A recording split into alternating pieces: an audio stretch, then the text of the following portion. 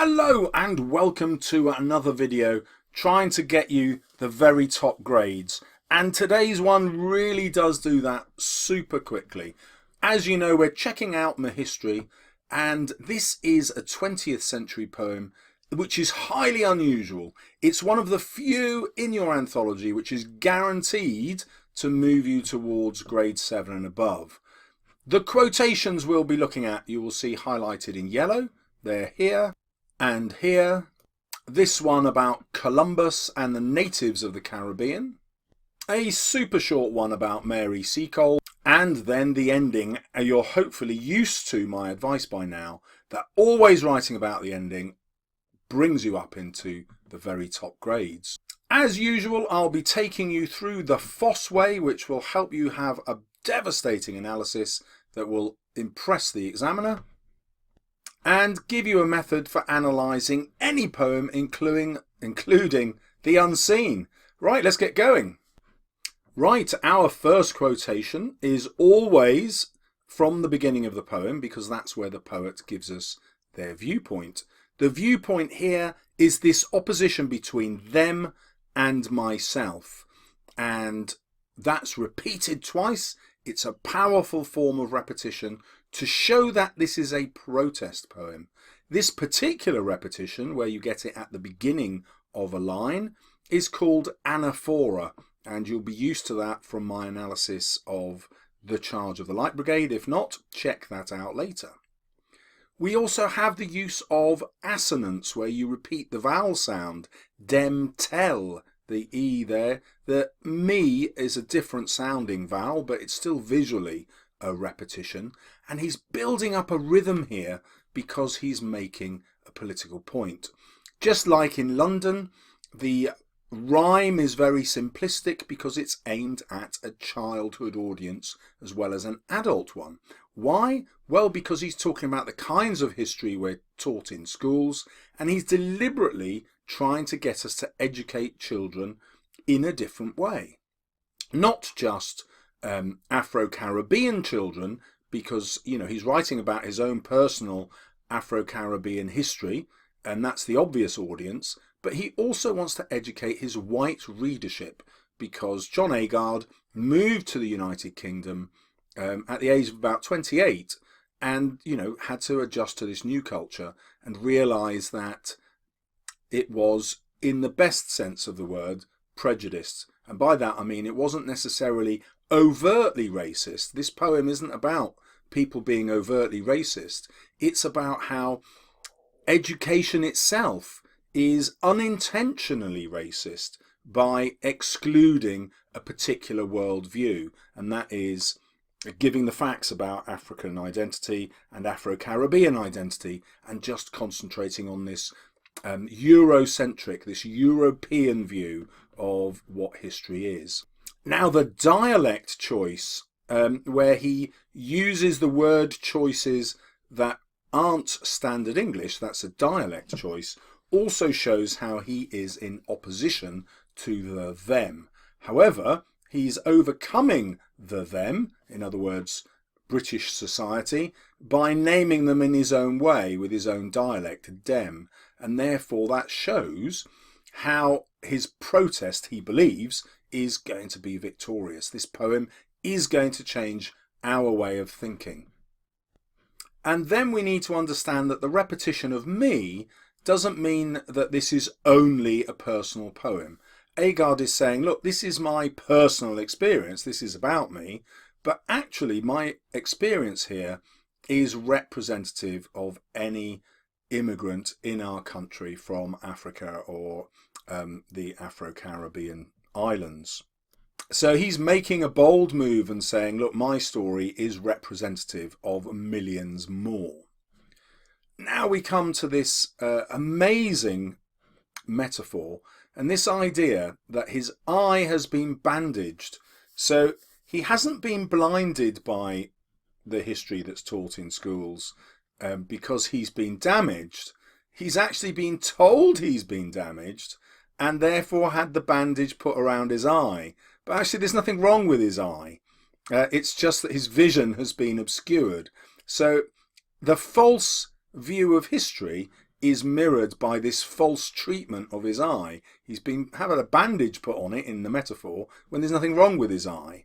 Now, this is also a homophone for the word I, that is me. So it's obviously not spelt the same way, but it sounds the same. So there's this ironic sound pun, if you like, where he's pointing out that it's his eye, his identity, which is the thing that's been bandaged, and that idea will be picked up in that line. So there's a nice little joke there. And then what's so cruel about his treatment here is that his own history has been the thing that has blinded him. In other words, the fact about slavery and transportation to foreign lands is the only part of the British involvement in history that is taught. But this poem is saying, well, let's forget about the British involvement for a minute. What actually did these people do who had been treated as slaves? And then what we find out in the rest of the poem is how they had a cultural identity in their own right and often rose up and overthrew their oppressors, or became even more British than the British and went off to support them patriotically in war. So it's the positive sign of his own cultural history, the positive side, that has been hidden away, that he's been made blind to. He's been bandaged up by only being given the negative side of his own history. Okay, now what I've given you there is probably enough for an essay on its own, and obviously you could have taken this as 3 different quotations if you wanted to. I've just taken it as one. But 3 would be enough for many responses in the exam. Okay, now we're jumping into grade 7 immediately with a discussion of the form. So in the opening, he takes this very childish rhyme, me, history. So it's A. It's the same rhyme all the way through, incredibly basic, but repetitive and perhaps constrictive. And what he's talking about here is life in Britain. So Britain is a restrictive experience for him. When he starts talking about the Afro-Caribbean history, the form of the poem changes, and it's much more like free verse. The rhymes occur much more quickly and unpredictably, like Vision and Napoleon, but other bits of the rhyme, Toussaint, slave and back, don't rhyme at all. It's much more like free verse. And what he's emphasizing here, of course, is personal freedom linked to cultural freedom.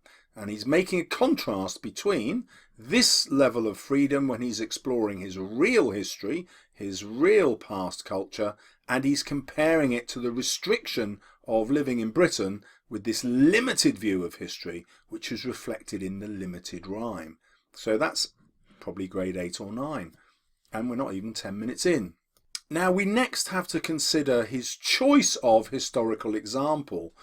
So what we have here is Toussaint, a slave, who is contrasted with the great dictator of the 1800s in Europe, Napoleon. And by having this contrast, he's trying to show us that a mere slave was actually more powerful than this conqueror in Europe. He conquered millions of people in Europe, but he couldn't conquer a small island where the slave Toussaint led a rebellion.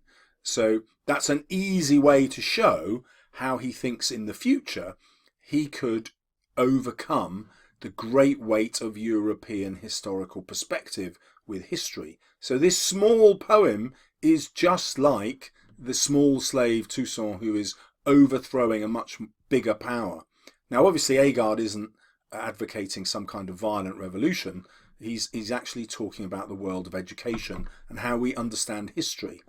So I love the ambition of this poem, where he's saying, look, this poem just looks small, just like the slave did, but it's taking on a massive subject, which is European history and the British view of history, but it's going to change your view, reader, and this is how I'm going to do it. I'm going to be like these historical figures that I give you.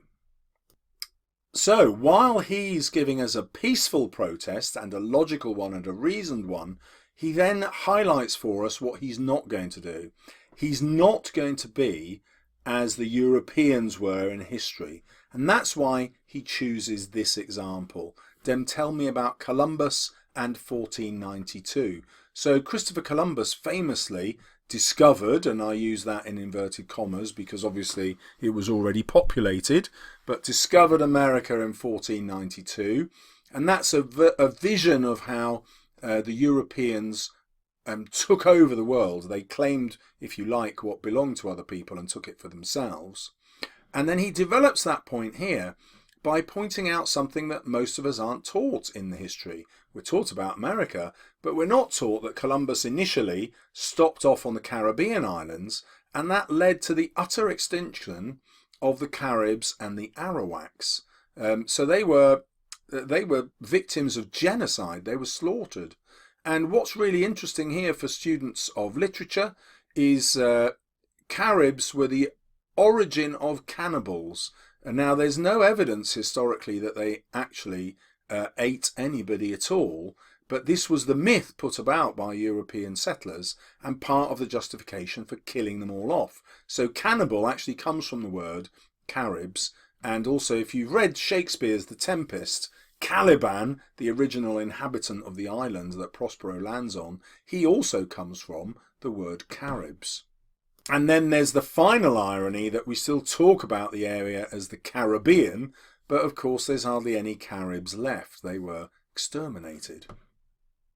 So here, Agard is trying to give us a sense of guilt about our own history, you know, recognizing that incredible wrongs were done, but also that we too have had our eyes bandaged up because we haven't been educated about this. You know, I didn't know much about this until I read the poem and thought, I'm going to find out about the Caribs and the Arawaks.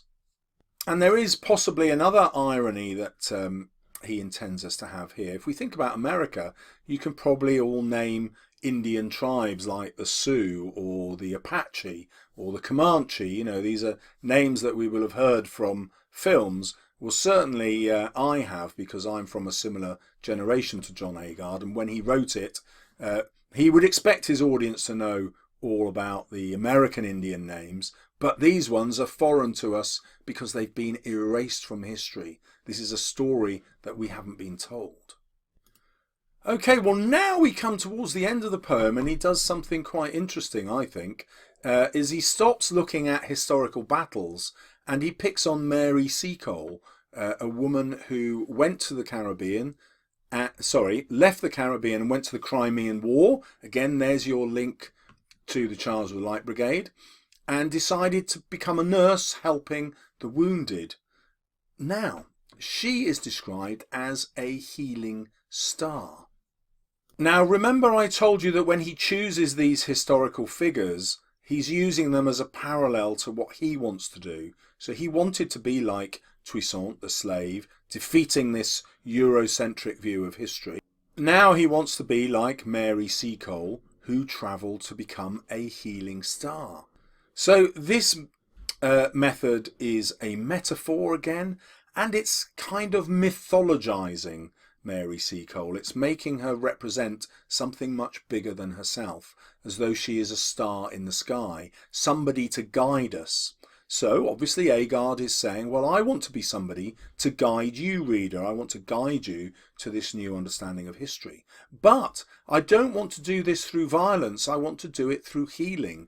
So the point of my poem is to actually make us better. It's to heal us. It's not as an actual attack. And it's important he does this. You know, we've had his anger earlier in the poem, and now he's being conciliatory. He's trying to come to an agreement, a compromise with us, where we'll see that what he's saying is fair, and maybe we should change our own view. He's being much softer and more gentle in his persuasion. Now, I'll give you a little bit of grade 9 context here. If we think about mythology and the constellations in the stars, all the names of the constellations come from Greek myths. Now, what's interesting is that the stars weren't just named after gods. They weren't just named after famous characters in the myths. Oh no. What happened is that Zeus, the king of the gods, would take people from history who he thought were marvellous in some way, and he would then take their bodies when they died and turn them into stars and constellations in the heavens. So in that way they become beacons of hope for future generations forever.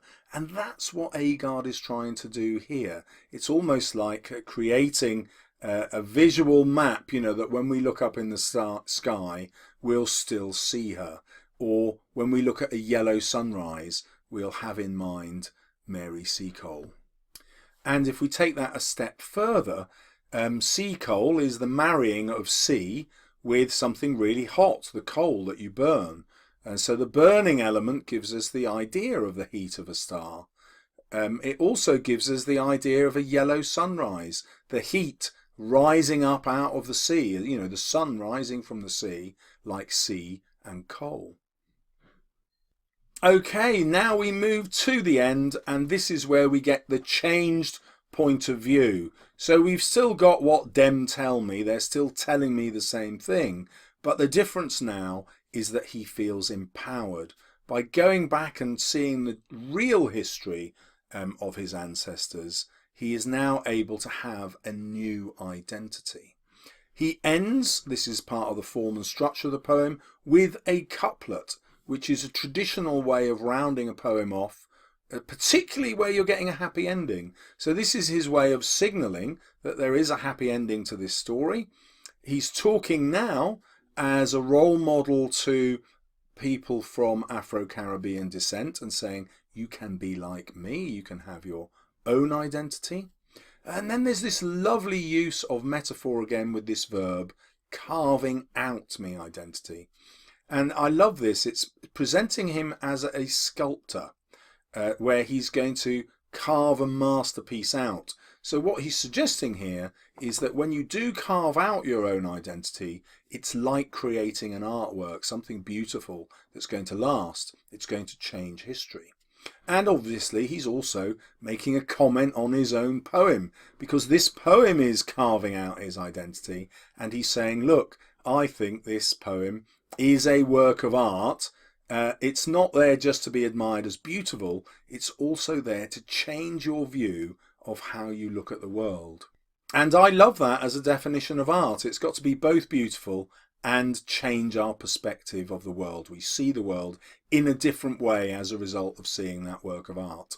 Now that's where I get my sense of excitement from for this poem, because most of the modern poems in the anthology don't have a form that we can write about, and as you know, you need to write about form to get into grade 7 and above. But checking out my history really does. Every quotation we've looked at, I've commented on an aspect of structure. We can see a beautiful transition from what it was like at the beginning to the end. We can see a clearly changed viewpoint. So it's just a brilliant poem to be able to show off your skills. Now, if you're one of my viewers, about 20% of viewers make it all the way through to the end. I'm going to give you some bonus features here which are going to take you up to grade 9 in your revision. And the bonus feature is this. This poem will fit any single question that you can possibly get asked. And so I'm going to encourage you to just nail this one in your revision. You can go to my longer revision video on this if you want more, but let me show you how it could fit any question. When you're asked about power and conflict, there are really only 5 ways the examiner can ask you about it. They'll talk about power and conflict between people, or places, or cultures and people at war, or nature, or the past compared to the present or the future.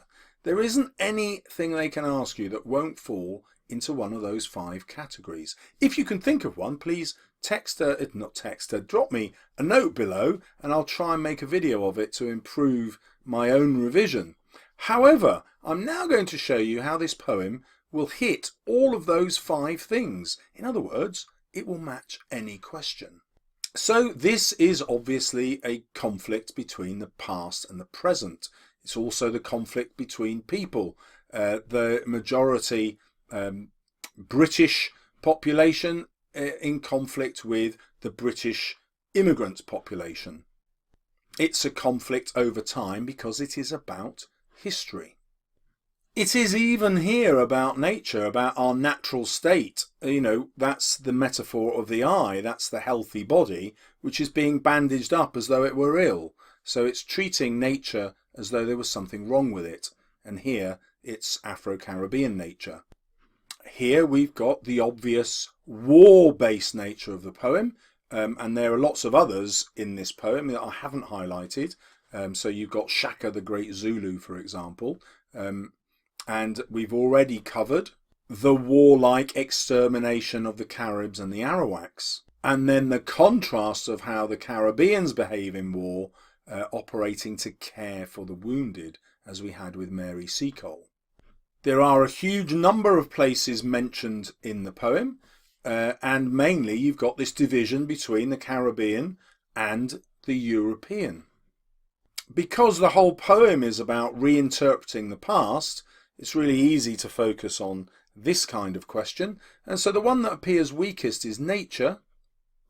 But actually there's a huge amount of nature highlighted in this poem. Natural forms like the star, like the yellow sunrise, like the Russian snow.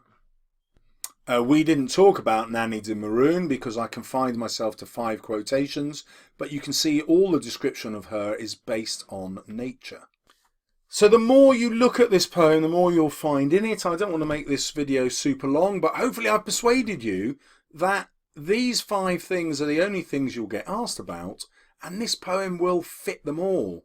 So in my revision, if I'm pressed for time, I'm just going to do the poems that are the pre-20th century ones, because they will always allow me to write about form and structure, and they will always be relevant to all of these topics, which means I can always get the top grades. And then just this one 20th century one will do the business. Obviously, I'm not recommending that you only revise those poems, but do think tactically about the ones which are going to get you the highest grades. Well, there you have it, another brilliant way to get the very top grades. Post me your comments below. Don't forget to subscribe. See you soon on my channel.